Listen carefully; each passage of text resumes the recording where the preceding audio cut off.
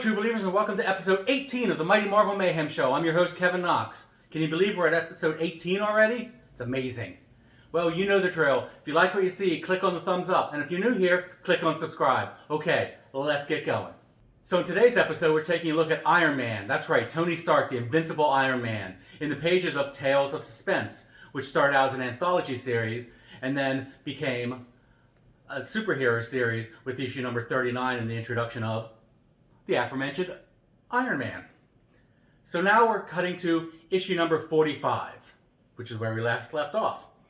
And issue number 45 brings in two of the probably the most important secondary characters in Iron Man lore. They are Happy Hogan and Pepper Potts. Now, if you only know Iron Man from the MCU, Happy Hogan was played by Jon Favreau, and Pepper Potts played by, of course, Gwyneth Paltrow. Now in the comics, Pepper is Tony's secretary, assistant, and Happy Hogan is an ex-boxer who saves Tony Stark's life, and he hires him as his personal chauffeur. Now the thing with these two is their interactions with each other, because Happy Hogan is in love with Pepper Potts, but Pepper Potts wants nothing to do with this mook. She keeps telling him off because, you know, she's in love with Tony Stark. Of course she is. She's Pepper Potts. And he's Tony Stark. Now, eventually, romance will bloom between Pepper and Tony, not Pepper and Happy. Or maybe there will be some there too. Who knows? We'll see. Eventually, Pepper will become something even more spectacular. But that's for later time. Later time. Take that picture away.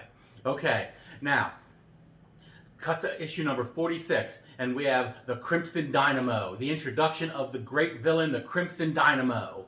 Now, for you young bucks, back in this day, which at this time was the start of 1964, there was something going on called the Cold War between the evil Soviet Union and the evil United States. And, yeah, they're both evil. And this Cold War was, you know, a thing that lasted for the 50s, 60s, 70s, and into the 80s. And in movies and TV and in comic books back in the day, the bad guys were always the big red machine. No, not the 1970 baseball team from Cincinnati. No, I'm talking about the big red machine, red communism, the evils of communism. Mwah! And that's where the Crimson Dynamo comes from, because he's a mad Russian scientist who wants to stop the capitalist pigs of America. And there's not a bigger capitalist pig than Tony Stark himself, of course. Now, the Crimson Dynamo comes this close to beating Iron Man, but Iron Man does beat him. Now, back in these days, Iron Man didn't have the technology that he has now, where he has an arc reactor in him. He has to actually plug in. That's right, plug in.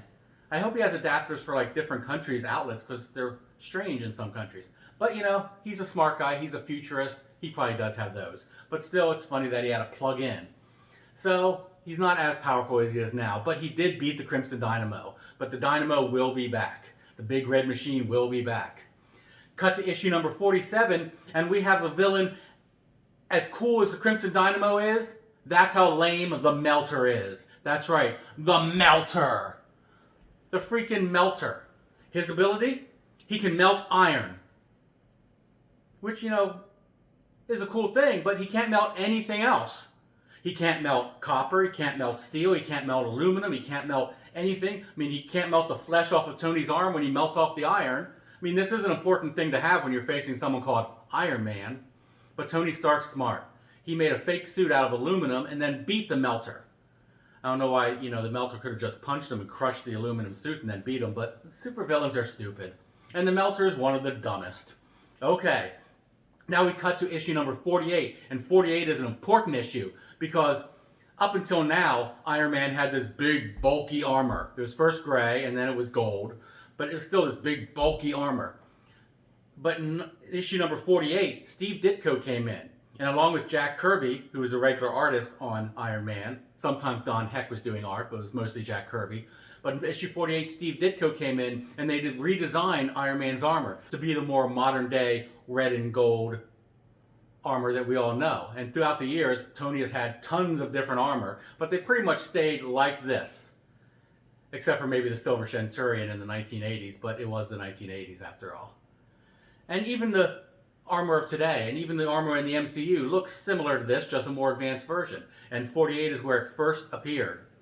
And in 48, Iron Man has to fight Mr. Doll. That's right, Mr. Doll, this loser. If you think the Melter was bad, check out Mr. Doll. Actually, Mr. Doll's just a ripoff. You know his power?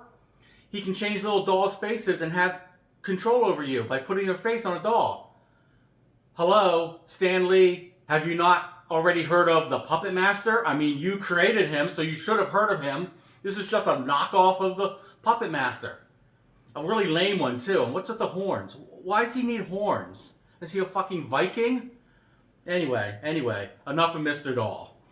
And now we cut to issue number 49. And 49, we get to see Iron Man fight the Angel. That's right, the Angel. Well, they don't really fight, but we'll see the Angel, who's one of the X-Men.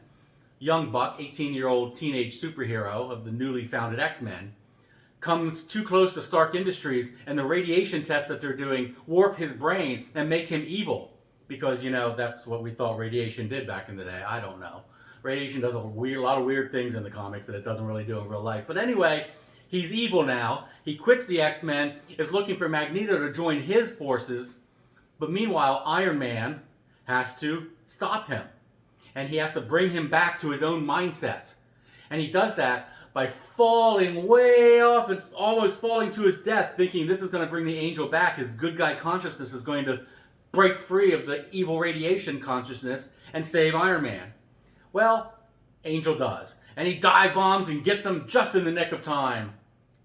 You know, pretty dangerous stunt there, Tony, but it worked. He saved the kid.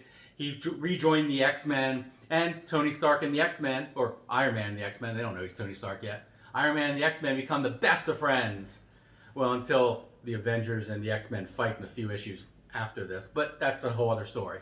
Anyway, the other thing that happens in issue number 49 is we get a backup story. And we get a backup story, Tales of the Watcher. That's right, Tales of the Watcher starts in 49 and goes for several issues. It's plotted by Stan Lee and written by his brother Larry Lieber, who is one of the co-creators of Iron Man.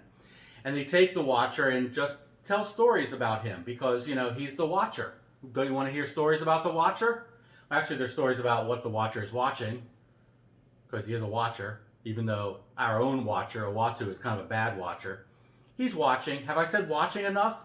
Okay, the Watcher starts in issue number 49. But that's all the time we have today. So we're going to have more on Iron Man in a later episode.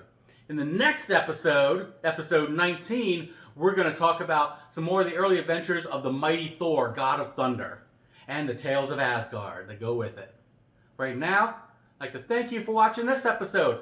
You know the drill. Thumbs up, comments. If you don't already subscribe to the Mighty Marvel Mayhem Show, hit that subscribe button. And tell all your friends. The more the merrier. That's it, gang. See you in the funny pages.